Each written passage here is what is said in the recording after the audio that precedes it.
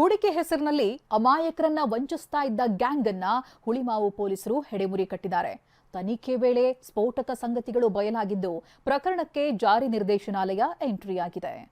ಹೂಡಿಕೆ ಹೆಸರಲ್ಲಿ ಅಮಾಯಕರಿಗೆ ದೋಖಾ, cyber crime ವಂಚನೆ ಪ್ರಕರಣಕ್ಕೆ ಇಡಿ ಎಂಟ್ರಿ. ದೂರದ ದೆಹಲಿಯಲ್ಲಿ ಕೂತು ಜನರಿಗೆ ಹೂಡಿಕೆ ಮಾಡಿ ಅಂತ ನಂಬಿಸಿ ಮಹಾ ಮೋಸ ಮಾಡ್ತಿದ್ದ ಗ್ಯಾಂಗ್ ಅನ್ನ ಹುಳಿಮಾವು ಪೊಲೀಸರು ಬಂಧಿಸಿದ್ದು 12 ಜನರನ್ನ ಲಾಕ್ ಮಾಡಿ ತನಿಖೆಗಿಳಿದ ಪೊಲೀಸರು ಸ್ಫೋಟಕ ಸಂಗತಿಗಳನ್ನ ಬಯಲಿಗೆಳೆದಿದ್ದಾರೆ. ತನಿಖೆ ವೇಳೆ 9,000 ಬ್ಯಾಂಕ್ ಅಕೌಂಟ್ಗಳನ್ನ ಕಿಡಿಗೇಡಿಗಳು ಬಳಸಿರುವುದು ಗೊತ್ತಾಗಿದ್ದು ಈಗಾಗಲೇ 5,000 ಬ್ಯಾಂಕ್ ಅಕೌಂಟ್ಗಳನ್ನ ಪತ್ತೆ ಮಾಡಲಾಗಿದೆ. ಇದೀಗ ಈ ವಂಚನೆ ಪ್ರಕರಣಕ್ಕೆ ಇಡಿ ಎಂಟ್ರಿ ಆಗಿದೆ.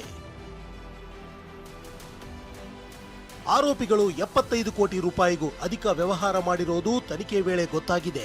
ಸ್ವಾಮೀಜಿ.com ಎಂಬ ಗೇಮಿಂಗ್ ವೆಬ್ಸೈಟ್ ಬಳಸಿ ಕದೀಮರು ವಿದೇಶಕ್ಕೆ ಮನಿ ಲ್ಯಾಂಡರಿಂಗ್ ಮಾಡಿರೋ ಶಂಕೆಯೂ ವ್ಯಕ್ತವಾಗಿದೆ. ಹೀಗಾಗಿ ಜಾರಿ ನಿರ್ದೇಶನಾಲಯ ತನಿಖೆಗೆ ಮುಂದಾಗಿದೆ. ಪ್ರಕರಣದ ಕಿಂಗ್ ಪಿನ್ ಪ್ರೇಮ್ ನತನೇಜಾ ಎಂಬಾತನ ವಿರುದ್ಧ ಲುಕ್ಔಟ್ ನೋಟಿಸ್ ಹೊರಡಿಸಲು ಪೊಲೀಸರು ಮುಂದಾಗಿದ್ದಾರೆ. ಲೀಸ್ಗೆ ಮನೆ ಕೊಡಿಸುವುದಾಗಿ 5 ಲಕ್ಷ ವಂಚನೆ ಆರೋಪ. ಇತ್ತ ಮನೆ ಲೀಸ್ಗೆ ಕೊಡಿಸುವುದಾಗಿ ವ್ಯಕ್ತಿಯೊಬ್ಬ ಮಹಿಳೆಗೆ ಮಕ್ಮಲ್ ಟೋಪಿ ಹಾಕಿದ್ದಾನೆ. ಮನೆ ಖಾಲಿಯಾಗಿದೆ ಅಂತ ಹೇಳಿ 5 ಲಕ್ಷ ಪಡೆದು ವಂಚಿಸಿರೋದಾಗಿ ಆರೋಪಿಸಿ ಅಬ್ದುಲ್ ಹಸನ್ ಎಂಬಾತನ ವಿರುದ್ಧ ನೂರಿ ಅನ್ನೋರು ಕಮಿಷನರ್ ಕಚೇರಿಗೆ ದೂರು ನೀಡಿದ್ದಾರೆ. ನನಗೆ ನ್ಯಾಯ ಬೇಕು ಸರ್, ನನಗೆ ನ್ಯಾಯ ಬೇಕು. ನಿನ್ನೆನೂ ನಾನು ಹೋಗಿದ್ದೆ.